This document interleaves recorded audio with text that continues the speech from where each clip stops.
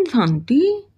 आज 27 अप्रैल 1972 की अव्यक्त बाप दादा की मधुर अनमोल महावाक्यों में से सुनते हैं मुरली मंथन। मुरली का सार है लक्की और लवली बनने का पुरुषार्थ। बाबा ने कहा, अपने को लवलीस्ट और लकीस्ट दोनों समझते हो।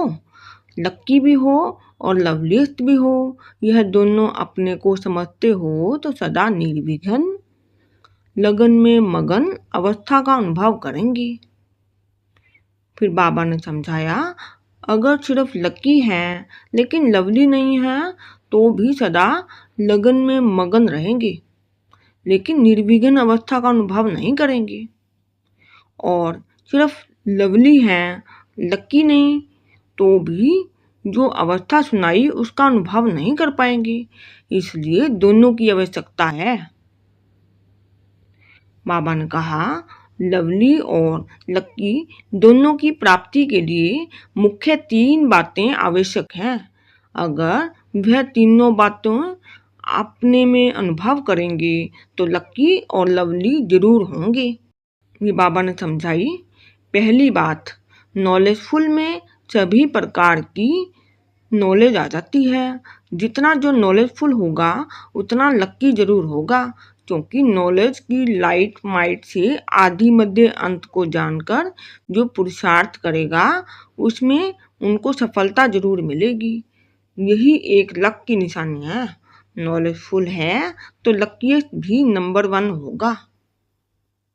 दूसरी बात बाबा ने समझाई, जितना नॉलेजफुल होगा उतना उसकी निशानी चेयरफुल हर्षित होगा।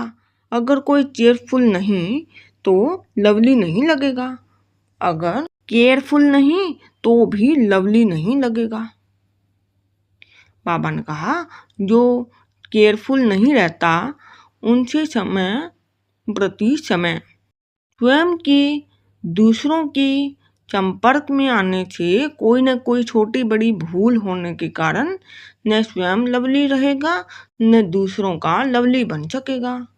इसलिए जो केयरफुल होगा वह चीयरफुल होगा। यह तीनों बातों में अगर लक्की और लवली दोनों बन सकते हैं। पुरुषार्थी को कभी भी यह समझना नहीं चाहिए कि मेरे पुरुषार्थ करने के बाद कोई असफलता भी हो सकती है।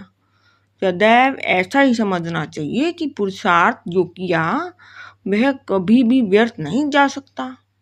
अगर सही प्रकार से पुरुषार्थ किया तो उसकी सफलता अब नहीं तो कब मिलनी जरूर है।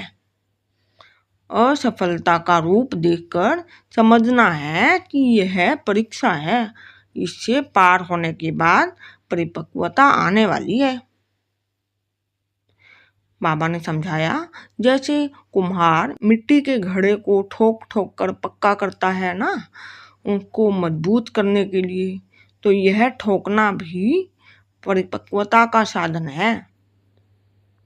बाबा ने कहा, यह तीनों बातें अपने आप में देखो। अगर तीनों ही ठीक परसेंटेज में हैं तो समझो कि हम लक्की और लवली दोनों हैं। बाबा ने समझाया, सदैव चेयरफुल चेहरा रहे, दुख की लहर संकल्प में भी न आए, इसको कहा जाता है चेयरफुल।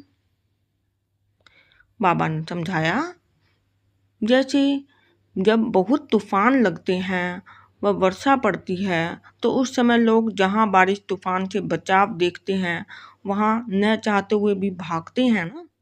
थान कोई बुलाता नहीं है, लेकिन वायुमंडल प्रमाण वह सेफ्टी का साधन है तो लोग जरूर भागेंगे।